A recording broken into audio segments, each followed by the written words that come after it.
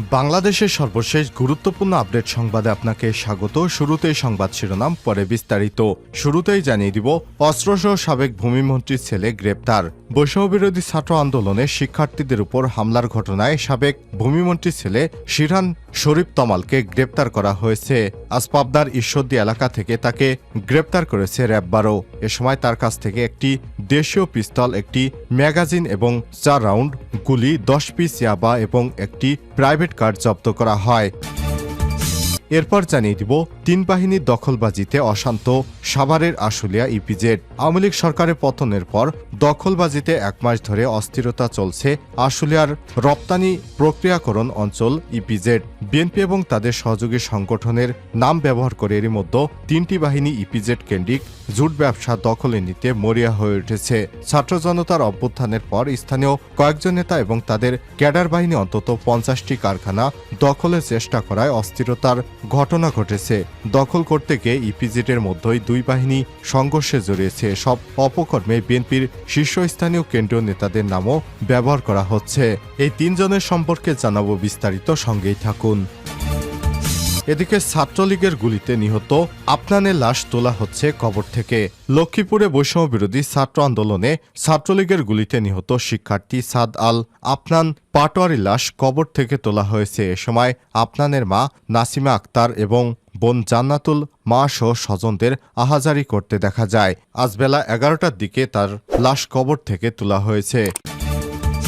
এদিকে চাঁদপুরে 121 আগ্নেয়াস্ত্র জমা, উদ্ধার হয়নি গণপিটুনিতে নিহত সেলিম খানের পিস্তল। চাঁদপুর জেলায় লাইসেন্সকৃত অবৈধ অস্ত্র এবং গোলাবারুদ জমাদানের শেষ সময় পর্যন্ত 122টি মধ্য জমা হয়েছে 121টি। তবে এখন পর্যন্ত উদ্ধার হয়নি গণপিটুনিতে নিহত হওয়ার সময় ইউপি চেয়ারম্যান সেলিম খানের খোয়া যাওয়া পিস্তল। এটি উদ্ধার হলে শতভাগ অস্ত্র উদ্ধার করা হবে।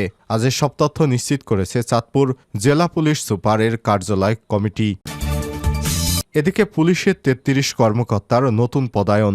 বাংলাদেশ পুলিশের অতিরিক্ত পুলিশ কমিশনার এবং সহকারী পুলিশ সুপার পদমর্যাদার 33 কর্মকর্তাকে প্রদান করা হয়েছে। এবং সর্বশেষ জানিয়ে দিব, শ্রম এবং কর্মসংস্থান মন্ত্রণালয়ের সচিব হলেন এইচ.এম. শফিকুজ্জামান। শ্রম এবং কর্মসংস্থান মন্ত্রণালয়ের সচিব হিসেবে নিয়োগ পেয়েছেন ভোক্তা অধিকার সংরক্ষণ অধিদপ্তরের মহাপরিচালক অতিরিক্ত সচিব ও এইচ.এম. শফিকুজ্জামান। আজ জনপ্রশাসন মন্ত্রণালয়ের ঊর্ধ্বতম নিয়োগ শাখা 1 শাখা থেকে এই বিষয়ে প্রজ্ঞাপন জারি করা হয়েছে। মন্ত্রণালয়ের উপসচিব আলমগীর কবিরের সই করা এক প্রজ্ঞাপনে বিষয়টি নিশ্চিত করা হয়। এইচ.এম. শফিকুজ্জামান এর আগে ভোক্তার ডিজি হিসেবে কাজ করতেন। প্রিয় দর্শক, এতক্ষণ শুনছিলেন সংবাদ শিরোনাম, এবারে বিস্তারিত। তবে তার আগে বন্ধুরা, অনুরোধ থাকবে সংবাদটিতে একটি লাইক দিন। এই চ্যানেলে আপনি নতুন হয়ে থাকলে আমাদের সংবাদটি দেখতে দেখতে চ্যানেলটি সাবস্ক্রাইব করে রাখুন, যাতে করে বন্ধুরা আমাদের পরবর্তী লেটেস্ট আপডেট সংবাদগুলো সবার আগে আপনার কাছে পৌঁছে যায়। এবারে বিস্তারিত।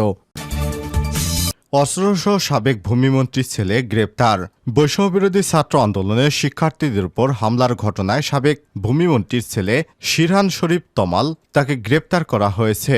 পাবনার ঈশ্বরদী এলাকা হতে তাকে গ্রেপ্তার করেছে র্যাব-12। এ সময় তার কাছ থেকে একটি বিদেশি পিস্তল, একটি ম্যাগাজিন, 4 রাউন্ড গুলি, 10 পিস ইয়াবা এবং একটি প্রাইভেট কার জব্দ করা হয়েছে। অভিযোগ রয়েছে, বৈষম্যবিরোধী ছাত্র আন্দোলনের সময় শিক্ষার্থীদের উপর সরাসরি গুলি করেছেন গ্রেপ্তারকৃত ভূমিমন্ত্রীর ছেলে শিরহান শরীফ তমাল। তার বিরুদ্ধে গুরুতর অভিযোগ পেয়েছে আইনশৃঙ্খলা রক্ষাকারী বাহিনী। গোপন সংবাদের ভিত্তিতে পাবনার ঈশ্বরদী এলাকায় অভিযান চালিয়ে র্যাব-12-র একটি প্রতিনিধি দল তমালকে গ্রেপ্তার করে। গ্রেপ্তারের পর মিডিয়াকে বিষয়টি নিশ্চিত করেছে র্যাব-12-র মিডিয়া উইংয়ের কর্মকর্তা। এ সময় তার কাছ থেকে মোট একটি বিদেশি পিস্তল, একটি ম্যাগাজিন, 4 রাউন্ড গুলি, 10 পিস ইয়াবা এবং একটি প্রাইভেট সাদা রঙের একটি কার জব্দ করা হয়েছে। 3 বাহিনীর অতিষ্ঠে এবং দখলদারিত্বে অশান্ত ঢাকার আশুলিয়া ইপিজেড। এরা 3 জন হচ্ছেন আইয়ুব খান, আব্দুল গফুর এবং সালাউদ্দিন বাবু। আওয়ামী লীগ সরকার পতনের পর দখলবাজিতে 1 মাস ধরে অস্থিরতা চলছে সাভারের আশুলিয়া রপ্তানি প্রক্রিয়াকরণ অঞ্চল ইপিজেড। বিএনপি এবং তাদের সহযোগী সংগঠনের নাম ব্যবহার করে এরই মধ্যে 3টি বাহিনী ইপিজেড কেন্দ্রিক জুট ব্যবসা দখল নিতে মরিয়া হয়ে উঠেছে। ছাত্র জনতার অভ্যুত্থানের পর স্থানীয় কয়েকজন নেতা এবং তাদের ক্যাডার বাহিনী অন্তত 50টি কারখানা দখলের চেষ্টা করায় অস্থিরতার ঘটনা ঘটেছে। দখল করতে গিয়ে ইপিজেডের মধ্যেই দুই বাহিনীর সংঘর্ষ হয়েছে। এসব অপকর্মে বিএনপির শীর্ষস্থানীয় কেন্দ্রীয় নেতাদের নামও ব্যবহার করা হয়েছে। খোঁজ নিয়ে জানা গেছে, গত 5ই আগস্টের পর ইপিজেডের জুট ব্যবসা দখলে নিতে প্রায় প্রতিদিনই বিভিন্ন ফ্যাক্টরিতে যাচ্ছে সাবেক সংসদ সদস্য ডাক্তার দেওয়ান মোহাম্মদ সালাউদ্দিন বাবু গ্রুপ, সাবেক UP chairman Abdul Gafur group এবং আইয়ুব খান গ্রুপ। এক গ্রুপ আরেক গ্রুপকে ঠেকাতে কারখানা থেকে বহির্গামী মালবাহী গাড়িগুলো আটকে দিচ্ছে। নিজেদের মধ্যে একাধিকবার সংঘর্ষ, হামলা ও ভাঙচুরের অভিযোগ উঠেছে। সালাউদ্দিন বাবু বাহিনী অভিযোগ উঠেছে ইপিজেডের দখলবাজি এবং অস্থিরতায় এগিয়ে আসছেন সাবেক সংসদ সদস্য ডাক্তার দেওয়ান মোহাম্মদ সালাউদ্দিন বাবু। তার পক্ষে নেতৃত্ব দিচ্ছে ব্যক্তিগত সহকারী শরীফুল ইসলাম। 8ই আগস্টের পর থেকে শাসা, সিকেডিএল, হোপলং, ওয়াইকেকে এবং শান্তা নামক ফ্যাক্টরিতে বিশৃঙ্খলার হুমকি, মালপত্র আটকে দেওয়ার অভিযোগের ঘটনা ঘটিয়েছেন তারা। এছাড়াও অন্তত 40টি কারখানায় সরাসরি হস্তক্ষেপ করে বাবু বাহিনী।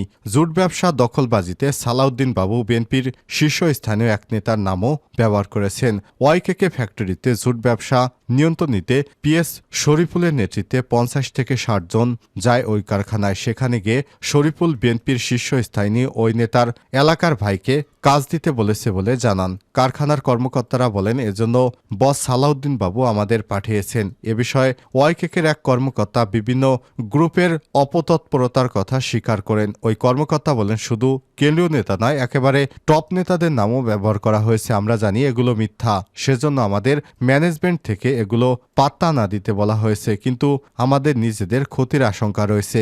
সালাউদ্দিন বাবুর এসব দখলদারিত্বে শফিকুলের নেতৃত্বে অন্তত 200 জনের একটি বাহিনী রয়েছে। তাদের মধ্যে অন্যতম মেহেদি মাসুম, আবু হানিফ, শাইনুর রহমান শাহিন, মুস্তাফিজুর রহমান রনি, জাহাঙ্গীর মণ্ডল ও মামুন বিশ্বাস। অনেক চেষ্টা করেও এসব অভিযোগের বিষয়ে ডাক্তার দেওয়ান মোহাম্মদ সালাউদ্দিন বাবুর বক্তব্য পাওয়া যায়নি। তার 4টি মোবাইল নম্বরে একাধিকবার কল দেওয়া হয়, হোয়াটসঅ্যাপে মেসেজ পাঠানো হয়, কিন্তু তিনি কোনোভাবেই সাড়া দেননি। একই সঙ্গে তার ব্যক্তিগত সহকারী শরীফুল ইসলামের নম্বরেও কল এবং হোয়াটসঅ্যাপে মেসেজ দেওয়া হয়, তিনিও সাড়া দেননি। জানা গেছে, সব অভিযোগ ওঠার পর গণমাধ্যম কর্মীদের এড়িয়ে চলছেন তিনি। এদিকে রয়েছে আইয়ুব বাহিনী। আশুলিয়ার ইপিজেড এলাকায় অস্থিরতার ভূমিকায় রাখতে আরেক প্রভাবশালী গ্রুপ আইয়ুব বাহিনী। ইপিজেডের অন্যতম একটি কারখানা শান্ত ইন্ডাস্ট্রিজ লিমিটেড। ওই কারখানার জুট ব্যবসার চুক্তি রয়েছে মিজান নামের এক ব্যক্তির সঙ্গে। সরকার পরিবর্তনের পর মিজানের কারখানায় যা বন্ধ করে দিয়েছে আইয়ুব বাহিনী। গত 20 আগস্ট ওই কারখানা থেকে জুটের গাড়ি বের করার চেষ্টা করে মিজানের কর্মচারীরা, কিন্তু সেখানে সালাউদ্দিন বাবুর পিএস শরীফুল ইসলামের নেতৃত্বে অস্ত্রশস্ত্র নিয়ে 3 শতাধিক ক্যাডার সেই মালের গাড়ি ইপিজেডের গেটে আটকে দেয়। একইভাবে আরও অন্তত 8টি কারখানায় অস্থিরতা সৃষ্টি করেছে আইয়ুব বাহিনী। গফুর বাহিনী। ইপিজেডের দখলবাজিতে আরেক গ্রুপ হচ্ছে ধামসোনা ইউনিয়নের সাবেক চেয়ারম্যান আব্দুল গফুর। তিনি নিজে সরকারি কোনো কারখানায় যান না। তার গ্রুপের নেতৃত্ব দিচ্ছেন সহোদর ছোট ভাই এবং আওয়ামী লীগ নেতা ব্যারিস্টার মনির। 5ই আগস্টের পর থেকে মনিরের নেতৃত্বে জুট ব্যবসা নিয়ন্ত্রণের চেষ্টা করছে বাক্সস্টার, ব্রেটন এবং সেরি ইয়াংওয়ান, ঢাকারিয়া এফসিআই, তালিসমা, প্যান্ডেক্স ও পেক্সার কারখানার। মনিরের সঙ্গে এই বাহিনীর নেতা হিসেবে রয়েছে তাদের বোনের স্বামী মিজানুর রহমান মিজান। মিজানের নেতৃত্বে ক্যাডার হিসেবে আলিম সামির, ফারুক, সোহরাব, মাহবুব, শিমুল, রুবেল সহ ভাইগনারা রুবেল। অন্তত 50 জনের বাহিনী ইপিজেডের বিভিন্ন দখলবাজিতে কাজ করছে। ছাত্রলীগের গুলিতে নিহত আফনানের লাশ তোলা হলো কবর থেকে।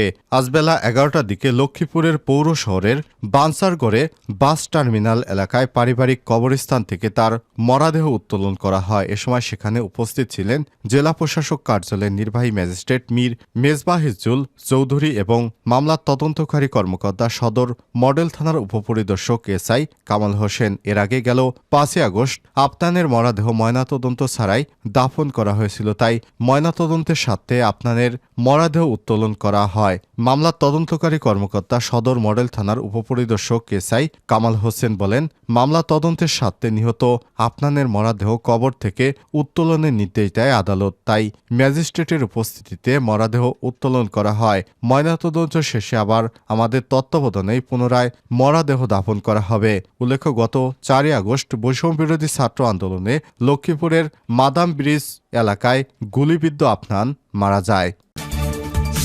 পুলিশের ৩৩ কর্মকর্তার নতুন পদায়ন। বাংলাদেশ পুলিশের অতিরিক্ত পুলিশ সুপার এবং সহকারী পুলিশ সুপার পদমর্যাদার ৩৩ কর্মকর্তাকে প্রদান করা হয়েছে বৃহস্পতিবার ৫ই সেপ্টেম্বর পুলিশ মহাপরিদর্শক আইজিপি মোহাম্মদ মইনুল ইসলাম স্বাক্ষরিত পৃথক পৃথক প্রজ্ঞাপনেই প্রদান করা হয়। এছাড়াও ঢাকা মেট্রোপলিটন পুলিশের ডিএমপির যুগ্ম কমিশনার সহ ঊর্ধ্বতন ১৭ কর্মকর্তাকে প্রদান করা হয়েছে। ডিএমপি কমিশনার মোহাম্মদ মইনুল হাসান স্বাক্ষরিত এ আদেশ প্রদান করা হয়। এর মধ্যে রয়েছে জনাব আরাফাতুল ইসলাম শেরপুর, জনাব মন্নে থয়াং মারমা কুমিল্লা, জনাব মারুফা নাজনীন মানিকগঞ্জ, জনাব মোহাম্মদ কামরান হোসেন কুমিল্লা, জনাব মোহাম্মদ জামিল আক্তার অতিরিক্ত পুলিশ সুপার সিআইডি হিসেবে বদলির আদেশপ্রাপ্ত, জনাব সাইফুল ইসলাম খুলনা, জনাব মোহাম্মদ আবির হোসেন ঢাকা, জনাব মোহাম্মদ ফজলুল হক সাতক্ষীরা, জনাব মোহাম্মদ এম এ সবুজ রানা নওগাঁ, জনাব মোহাম্মদ নজরুল ইসলাম রংপুর, জনাব মীর মোহসিন মাসুদ রানা কুমিল্লা, রকিবুল হাসান ঢাকা টিআর পদে, জনাব মোহাম্মদ রায়হান শফিক সহকারী পুলিশ সুপার র্যাব, জনাব মোহাম্মদ শামীম হোসেন পুলিশ হেডকোয়ার্টার্স ঢাকা, জনাব মোহাম্মদ নাজমুল হক র্যাব, জনাব মোহাম্মদ শাহ মোস্তফা তারিকুজ্জামান বিপি কুমিল্লা, জনাব হুসাইন মোহাম্মদ ফারাবি নেত্রকোনা, জনাব মোহাম্মদ সোহেল রানা সুপার র্যাব, জনাব মোহাম্মদ আবু হাসেন সহকারী পুলিশ সুপার র্যাব, জনাব মোহাম্মদ আসলাম সাগর রেঞ্জ ডিআইজি অফিস ঢাকা, জনাব মোহাম্মদ আসাদুজ্জামান রহমান সহকারী পুলিশ সুপার র্যাব।